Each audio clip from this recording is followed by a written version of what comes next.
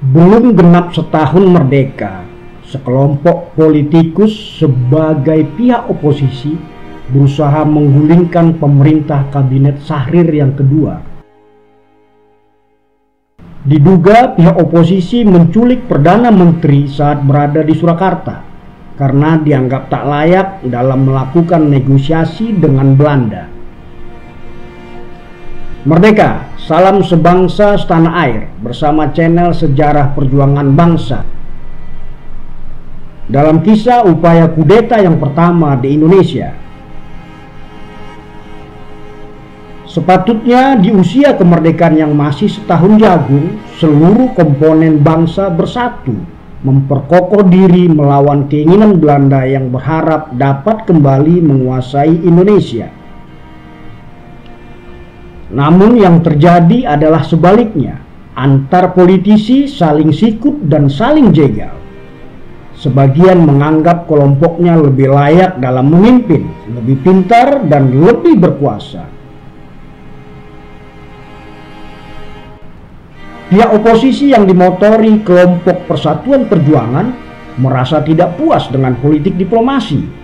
Kekecewaan mereka semakin memuncak pada saat Perdana Menteri Syahrir harus menyepakati perjanjian Linggarjati yang memutuskan bahwa wilayah Indonesia hanya terdiri dari Pulau Sumatera, Pulau Jawa, dan Pulau Madura. Pihak Persatuan Perjuangan ingin Indonesia merdeka 100% bila perlu melalui perjuangan bersenjata. Pemerintah di bawah Perdana Menteri Sultan Syahrir lebih memilih jalan diplomasi demi menghindari pertumpahan darah. Kemarahan kelompok Persatuan Perjuangan yang merupakan aliansi dari 141 organisasi politik hasil inisiasi Tan Malaka kemudian menggagas penggulingan pemerintahan Kabinet Sultan Syahrir. Pada tanggal 23 Maret 1946, tokoh-tokoh kelompok Persatuan Perjuangan yang diantaranya Tan Malaka, Ahmad Subarjo, dan Sukarni ditangkap dengan tuduhan berencana menculik anggota kabinet. Tuduhan itu ternyata benar. Terbukti pada tanggal 27 Maret 1946, Perdana Menteri Sultan Syahrir dan beberapa anggota kabinetnya diculik oleh orang-orang yang tidak dikenal saat berada di Surakarta.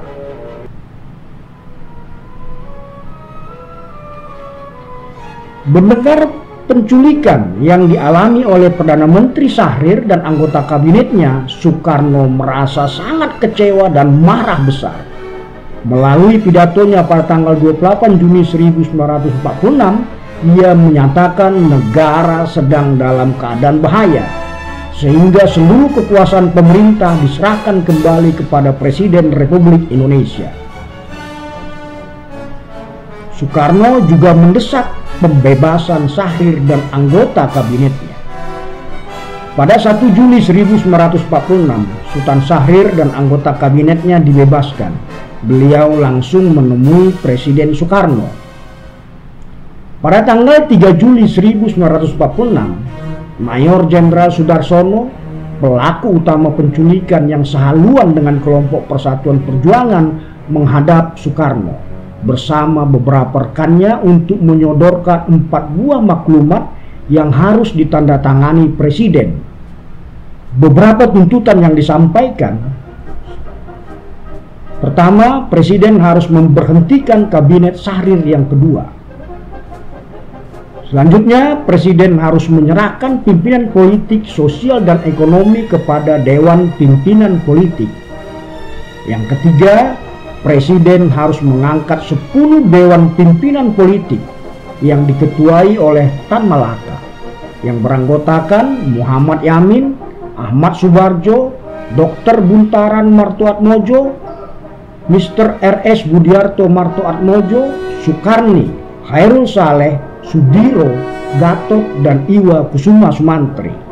Tuntutan yang keempat, Presiden harus mengangkat 13 menteri negara yang nama-namanya tercantum dalam maklumat. Soekarno menolak dan tidak bersedia menerima maklumat. beliau memerintahkan penangkapan terhadap Jenderal Sudarsono. 14 orang diduga terlibat dalam upaya kudeta, kemudian ditangkap dan diajukan ke Mahkamah Tentara Agung. Dari hasil persidangan, 7 orang dinyatakan bebas, 5 diantaranya dihukum 2-3 tahun. Sedangkan Sudarsono dan Muhammad Yamin dijatuhi hukuman selama 4 tahun penjara. 2 tahun kemudian, tepatnya pada tanggal 17 Agustus 1948, seluruh tahanan peristiwa 3 Juli 1946 dibebaskan melalui pemberian gerasi dari Presiden. Demikian kisah kudeta yang gagal pada 3 Juli 1946. Semoga sejarah pahit ini menjadi bahan pelajaran untuk seluruh anak bangsa. Terima kasih. Tuliskan saran dan masukan Anda pada kolom komentar dan mohon maaf bila ada data dan informasi yang kurang tepat. Tak lupa kami harapkan subscribe dari sahabat sebangsa dan setanah air.